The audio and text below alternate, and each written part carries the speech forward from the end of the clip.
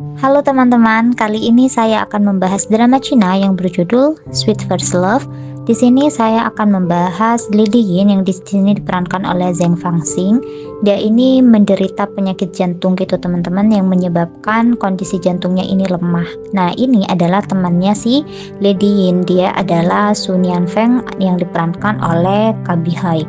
Nah, di sini dia tuh baru tahu tentang penyakit dari sahabatnya ini, makanya dia tuh langsung kayak shock banget gitu.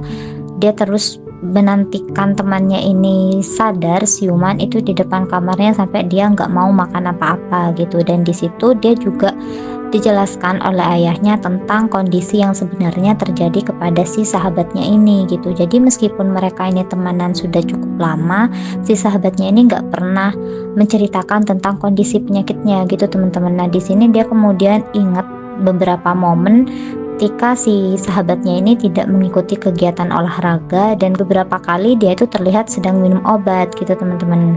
Nah, ketika kena senggol juga, si sahabatnya ini langsung memegang dadanya dan merasa kayak sakit gitu. Nah, ayahnya tuh menjelaskan bahwa anaknya ini dia tuh menderita penyakit kardiomiopati dilatasi, yaitu penyakit otot jantung di mana ruang jantungnya ini membesar atau mengalami dilatasi dan menjadi lemah sehingga jantung tidak dapat memompa darah secara efektif ke seluruh tubuh. Nah, di sini si Lady Yin ini ditemani oleh si Sun Yanfeng, dan juga ini ada satu lagi si cowok itu adalah Sumuyun yang diperankan oleh Rian Ren. Nah, Sumuyun ini kebetulan tinggal bersama dengan Sun Yanfeng, makanya dia juga ikut ke rumah sakit ketika mendengar kabar si Lady Yin ini masuk rumah sakit gitu teman-teman, dan mereka itu saling support satu sama lain gitu.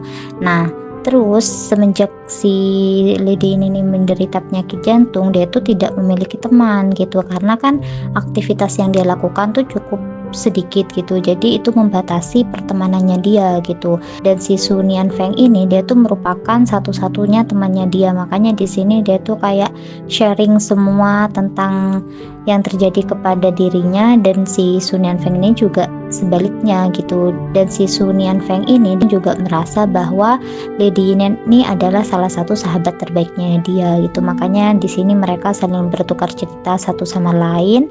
Dan awalnya si Sun Yanfeng itu merasa sedikit kesal gitu karena si temannya ini tidak memberitahukan tentang keadaan yang sebenarnya kepada dirinya gitu teman-teman. Nah, setelah tahu tentang kondisi temannya, si Sun Yanfeng ini menjadi semakin protektif banget ke si Lady Yin ini gitu. Nah, jadi si Lady Yin ini sudah menderita penyakit tersebut dari dia tuh masih kecil. Bahkan ketika dia berumur 10 tahun, dia tuh sudah didiagnosis bahwa umurnya itu tidak akan lama lagi gitu teman-teman. Nah, setelah dia masuk dari rumah sakit yang kejadian di malam hari itu, dia kemudian berencana untuk melakukan pengobatan di luar negeri. Nah, pengobatan di luar negeri yang dia lakukan itu ternyata tidak memberikan dampak yang cukup signifikan terhadap perkembangan jantungnya ini gitu teman-teman. Nah, ketika dia menjalani pengobatan di luar negeri, tiba-tiba si Sun Yanfeng ini menelpon dia sambil menangis gitu, dan itu membuat dia khawatir kepada si Sun Yanfeng. Nah, tidak lama kemudian dia akhirnya kembali lagi ke Cina dan tidak melanjutkan pengobatannya yang di luar negeri gitu. Hal itu membuat si Sun Yanfeng ini sedikit bingung gitu, dan dia bertanya-tanya bagaimana tentang hasil pengobatannya dia. Di sini Lady Yin menjelaskan kepada Sun Yanfeng kalau misalnya penyakit jantungnya ini tidak bisa disembuhkan dengan treatment apapun.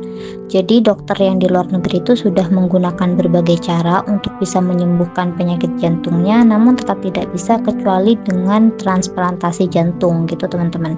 Jadi di sini Lady Yin ini sudah mulai cukup putus asa gitu. Dia bahkan berencana untuk keluar dari rumah sakit karena dokternya ini juga tidak bisa memberitahukan yang pasti berapa lama gitu dia akan bertahan hidup. Di sini si Lady ini juga sebelumnya berpesan kepada si Sumuyan agar dia mau untuk merawat dan menjaga si Sun Yanfeng ini ketika dia nantinya sudah tidak ada gitu teman-teman. Nah, ini dia tuh penyakit jantungnya tiba-tiba kambuh yang membuat Sumuyan dan juga Sun Yanfeng ini panik gitu. Jadi mereka langsung berinisiatif untuk membawa si Lady Yin ke rumah sakit. Jadi ketika Sun Yanfeng ini pulang ke rumahnya, Lady Yin ini sudah dalam kondisi yang tergeletak pingsan gitu teman-teman. Dia tuh langsung berteriak dan Untungnya ada Sumoyan yang berada di luar rumahnya mereka gitu. Mereka langsung membawanya ke rumah sakit. Lidi ini langsung mendapatkan perawatan intensif gitu. Nah, di sini si Su Nianfeng sangat berusaha agar moodnya Lidi ini selalu dalam keadaan happy gitu, karena ketika moodnya ini menurun maka kondisi kesehatannya juga akan menurun. Dan di sini Su Nianfeng ini terus optimis dan menyemangati si Lidian bahwa penyakit dia ini pasti akan sembuh gitu teman-teman. Jadi dia tidak mau misalnya Lidian ini menyerah gitu.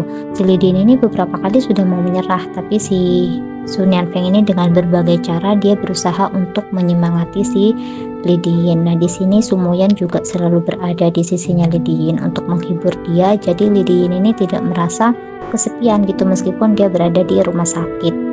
Nah, jadi dokter yang merawat dia di luar negeri itu ke Cina gitu teman-teman, dan di sana dia tuh mau melakukan sebuah riset gitu. Dan si Su Nianfeng ini meminta agar Lidian mengikuti proyeknya ini gitu, dan itu berkaitan dengan penyakitnya si Lidian. Karena tidak ingin mengecewakan sahabatnya, Lidian pun menyetujui tentang rencananya si Su Nianfeng ini. Nah, Su Nianfeng kemudian mendengarkan kabar bahwa kondisi Lidian sedang berada dalam kondisi yang mengkhawatirkan gitu.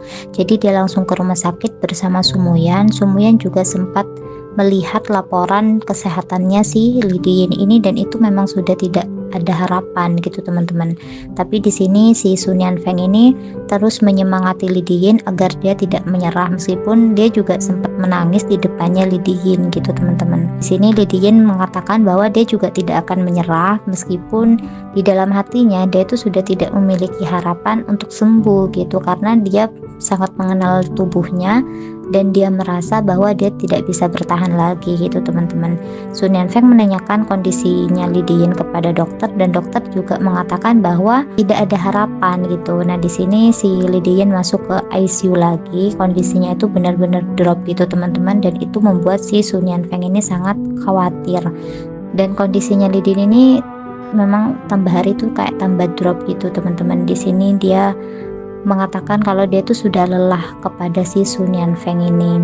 Dia juga sempat memberikan surat kepada Su Nianfeng, tapi diambil oleh Sumoyan. Jadi di antara mereka berdua ini, mereka sama-sama menyukai si Su Nianfeng ini gitu. Nah, tapi si Lidian ini sadar diri gitu kalau misalnya dia tidak akan bisa bersaing dengan Sumoyan. Makanya dia tuh di sini sudah menyerah kepada Sumoyan, dan dia menitipkan Su Nianfeng kepada Sumoyan gitu. Di sini dia juga mengatakan kenapa si Sumoyan ini melepaskan Su Nianfeng untuk bertemu dengan dia, dan di depannya si Sumoyan, Su Nianfeng ini menangisi lelaki lain gitu teman-teman.